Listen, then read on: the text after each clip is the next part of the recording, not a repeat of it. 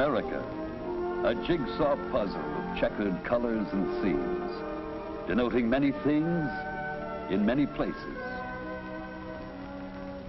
In most regions, it means the comforts of civilization,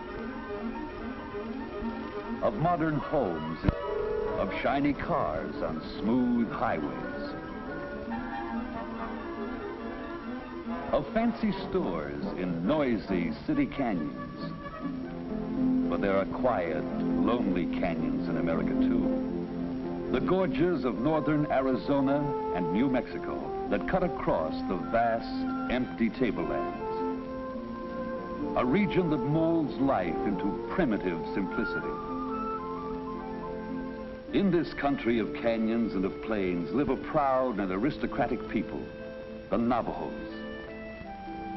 An ancient race who called themselves the people. Since their migration from the north some 600 years ago, the Navajos have had their way of life shaped by the unyielding land in which they settled.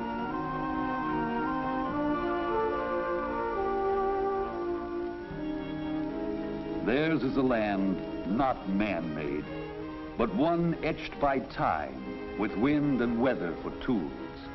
The granules of desert sand, driven by the wind, act as tiny drills against the face of cliffs. They wear away the softer layers of rock. These crevices fill with snow in the winter months. As the snow freezes, it expands and forces the rocks apart to split the crevices deeper. When the snow melts in the spring, or after summer showers later, the runoff water seeks the cracks and wears into the stone. In time, sections loosen and fall away. And through the ages, erosion carves the cliffs.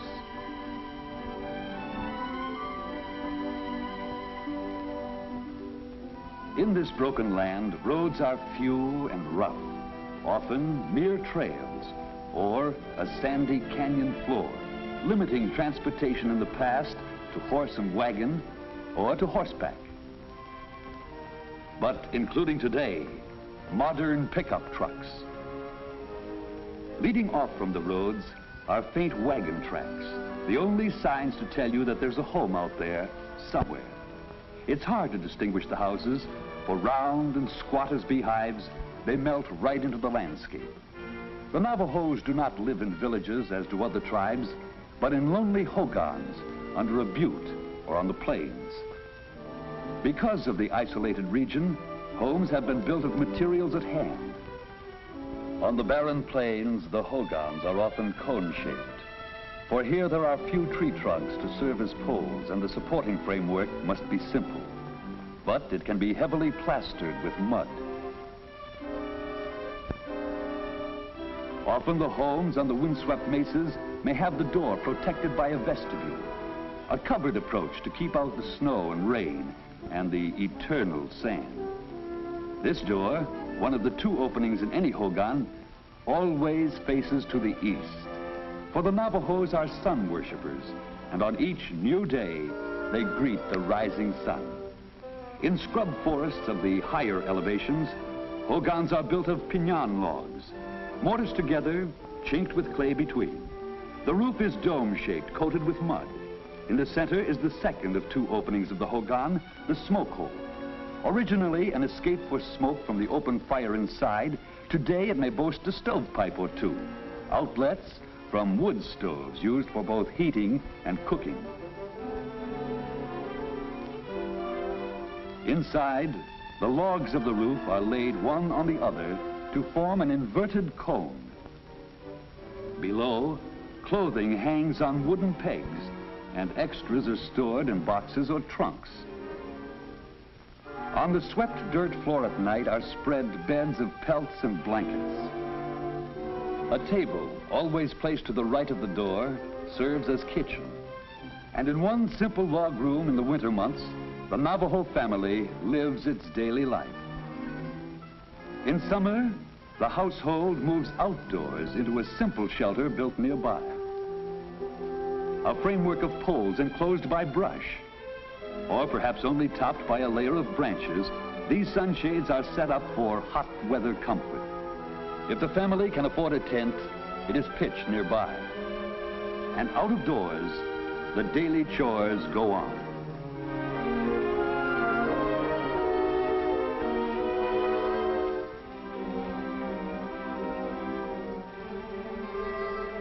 Tents and shelters are used in the summer sheep camps.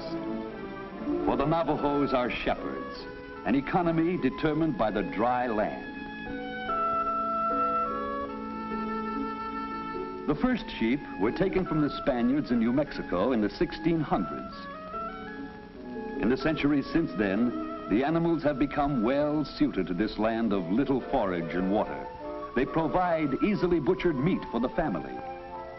There are lambs to sell in the fall and wool in the spring for the trader. For then, the sheep are sheared by the women, the owners of the flocks. As each fleece rolls off, the long fibered wool is put aside for their own fine weaving. The rest is dropped into long burlap bags hung inside scaffolds. It'll be packed down by stamping feet, the packer almost hidden in the depths. But as more wool is added, he finally emerges at the top.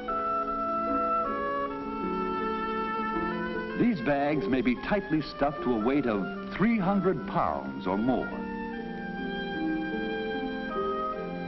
Then by pickup or wagon, it is off to the trading post to be weighed and inspected by the trader. And after his purchase, to be reloaded with other bags for a truck ride to resale in the cities of the outside world.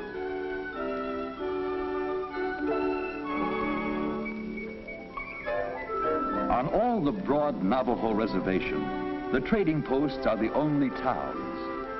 They have the feel of tiny forts, self-contained and squat. They are grocery, bank, and post office, the center of life in this lonely land. The posts are few and operate only by government permit and bond. Many of them are old, and their traders have helped to build the Southwest. Prior to the arrival of sheep, the early Navajos were farmers, planting their patches of fields in the dampness of canyon washes. Of these, Canyon de Chelly has forever been the garden spot of Navajo land, where for generations, certain clans of the tribe have planted their summer crops. From the rim, they return each spring to live in caves or brush shades, or even to build an occasional hogan in a protected cove. Beside the homes, there are fields of corn and other crops, and tiny orchards huddle under the cliffs. The canyon was formed by erosion of wind and water, and in places, the walls rise straight up for 1,000 feet. Through eons, the cliffs were cut, rising in great concave sweeps of wind-chiseled stone. The modern tribe is a newcomer in this ancient land, for on the canyon walls are pictures and signs drawn by those who lived here before. Petroglyphs, primitive figures cut by early artists. Their only tablet, the stone cliff walls. Their pen, a small, sharp rock. With these, they etched a record of the things they saw.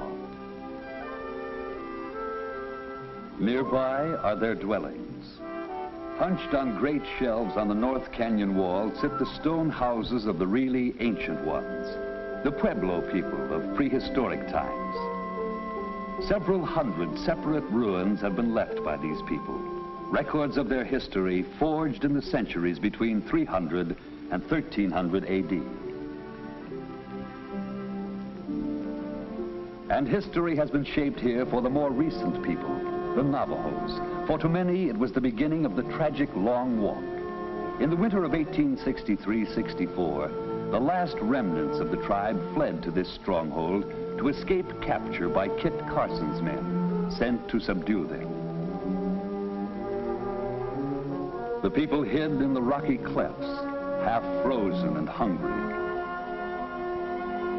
Warriors scaled the walls using natural toeholds in the rock, or used steps begun by the ancient ones and worn deep through the centuries. By these, they swung up the walls and over the rim, hoping for safety above, only to be caught and walked 300 frozen miles to captivity. Up on the canyon rim is a symbol of man's need in this stern land. It seems to be only a pile of stones, but it has been built slowly by generations. For here, a Navajo will stop before going on any journey. A twig is broken from a nearby juniper tree to be deposited on the pile. Then a stone is placed to hold it down against the wind. And a silent prayer is said for safety and good luck. Through the years, Navajo hands have built this ancient wishing pile, and Navajo hearts have given thanks and have made wishes that life might be easier in the harsh land that is their home. This golden country of canyons and of sand. One colorful segment of the jigsaw that is America today.